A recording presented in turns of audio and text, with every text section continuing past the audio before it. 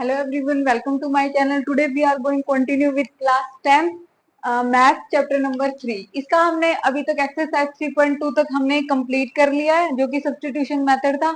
अब हम इसकी करने जा रहे हैं एक्सरसाइज 3.3 एलिमिनेशन मेथड. वही है, इसमें solve the following pair of linear equation by the elimination method and substitution method. हमें पेयर ऑफ लीनियर इक्वेशन दी गई है, उनको हमने एक बार एलिमिनेशन मेथड से सोल्व करना है और सब्स्टिट्यूशन आप सभी को, आपने अगर मेरी प्रीवियस वीडियो देखी है तो आपको पता होगा कि हम सब्स्टिट्यूशन मेथड से कैसे सोल्व करते हैं. लेकिन एलिमिनेशन अभी के लिए न्यू मेथड है, तो हम पहले क्या करेंगे, एलिमिनेशन मेथड करते हैं, फिर सब्स्टिट्यूशन मेथड से करेंगे. ठीक है, तो हम स्टार्ट करते हैं. पहले हम कर रहे हैं एलिमिनेशन मेथड.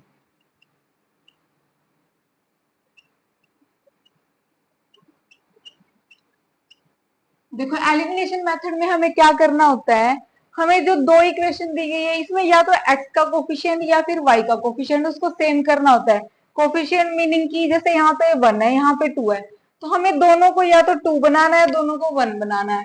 अगर हमें y को सेम करना, दोनों को सेम नहीं कर पाएंगे, किसी एक को करना है, या तो x को सेम करना है y को. अगर y को करना है, यहाँ पे जैसे 1 है, यहाँ 3 है, तो क्या करेंगे हम, या तो यहाँ पे 3 बना दे या यहाँ पे 1 बना दे. तो इस तरह से वो आपकी खुद की मर्जी होगी कि आप y को सेम कर रहे हो या x को सेम कर रहे हो. तो अगर हम यहाँ पे y को सेम करें तो मैं क्या करूंगी, फर्स्ट इक्वेशन को, ये मैं फर्स्ट इक्वेशन कंसीडर कर लेती हूँ और ये सेकंड इक्वेशन. अगर मैं फर्स्ट इक्वेशन को 3 से मल्टीप्लाई कर दूं, और सिर्फ ये नहीं कि 3 की मल्टीप्लाई हम सिर्फ y से करेंगे कि y को सेम करना है, हमें पूरी इक्वेशन को मल्टीप्लाई करनी पड़ेगी. ठीक है, तो पूरी इक्वेशन को 3 से मल्टीप्लाई करेंगे तो इन दोनों को फिर ऐड कर देंगे और ये कैंसिल हो जाएगा. एलिमिनेशन का मीनिंग क्या होता है कि किसी एक को एलिमिनेट करना. तो हम इसलिए इनमें से किसी एक को सेम करेंगे ताकि उसको हटा के और दूसरे की वैल्यू निकल सके. अगर हम x को सेम करेंगे तो x वहां से एलिमिनेट हो जाएगा और y की वैल्यू निकल जाएगी. अगर y को सेम करेंगे तो x की वैल्यू निकल जाएगी. तो हम करते हैं start. Multiply equation 1 by 3 both sides and then add both equation. और फिर हम ऐड करेंगे. लेकिन यहाँ पे जरूरी नहीं कि हर बार ऐड ही होएगा, कई बार सब्ट्रैक्ट भी करना पड़ सकता है. वो मैं आपको जब करेंगे तब बताती हूँ कि ऐड हमने क्यों किया है. तो यहाँ पे 3 की मल्टीप्लाई की पूरी इक्वेशन को, 3x plus 3y equal to 5 3 का 15.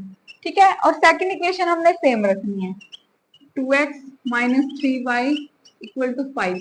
अब देखो, हमने क्योंकि y को एलिमिनेट करना था, अगर मैं इनको माइनस कर देती, मतलब कि अगर मैं ऐड करने के बजाय माइनस कर देती, अगर मैं माइनस करूंगी, ये जो प्लस है ये भी माइनस होएगा, माइनस है तो प्लस हो जाएगा.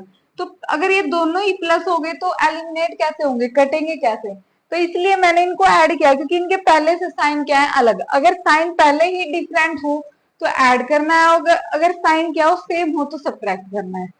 तो हमने ऐड किया तो किसी के साइन चेंज नहीं होंगे, ये कैंसिल हो जाएगा, एक प्लस एक माइनस, ये दोनों ऐड हो जाएंगे, इक्वल टू 15 और 5 ये दोनों भी ऐड हो जाएंगे क्योंकि दोनों प्लस के हैं. अब यहाँ से x क्या हो जाएगा, 20 डिवाइड बाई 5, 5 4 जा 20, तो x की वैल्यू यहाँ से 4 आ गई. इसके बाद हमें क्या करना है, जो हमारी x की वैल्यू आएगी इसको किसी भी एक इक्वेशन में पुट कर सकते हो आप. ठीक है, जो न्यू इक्वेशन आई उनमें भी पुट कर सकते हो, प्रीवियस इक्वेशन थी उनमें भी, कहीं भी पुट कर सकते हो. तो put value of x in equation 1, we get. तो यहाँ पे हमारी फर्स्ट इक्वेशन है x plus Y equal to 5. तो यहाँ पे हम x की वैल्यू पुट करेंगे, 4 plus Y equal to 5. y हो जाएगा यहाँ से 4, उधर जाके माइनस का होएगा, तो y यहाँ से हो गया 1. मतलब हमारी ये दोनों वैल्यू निकल गई, x equal to 4, y equal to 1. तो आपको इस टाइप से सोल्व करना है. देखो, एलिमिनेशन मेथड क्योंकि आप फर्स्ट टाइम कर रहे हो, आपको थोड़ा सा डिफिकल्ट लगेगा, लेकिन ये सब्स्टिट्यूशन मेथड से ज्यादा जल्दी हो जाता है, टाइम कंज्यूमिंग नहीं है ये मेथड. सब्स्टिट्यूशन में थोड़ा टाइम ज्यादा लगता है. वैसे आप अगर एग्जाम में उन्होंने मेंशन नहीं किया कि आपको कौन से मेथड से करना है, तो आप कोई भी मेथड लगा सकते हो. तो हमने पहले किसी भी एक कोफिशिएंट को सेम किया और इस तरह से वैल्यू निकाल ली. ठीक है, अब हम इसी इन्हीं को सब्सटीट्यूशन मेथड से सोल्व करेंगे। और एक और बात, दोनों में आंसर सेम आना चाहिए। यहाँ पे x4 और y1 आया ना एलिमिनेशन से, तो सब्सटीट्यूशन मेथड से भी ये सेम आएगा। तो अब हम स्टार्ट करने जा रहे हैं सब्सटीट्यूशन मेथड से, मतलब पेयर ऑफ लीनियर इक्वेशन को अब हम किससे सोल्व करेंगे, सब्सटीट्यूशन मेथड से।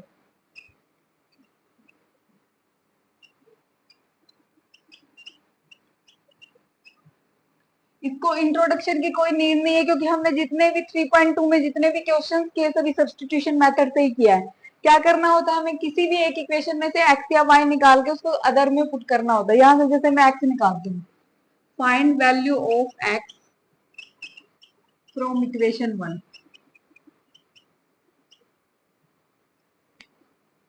We get.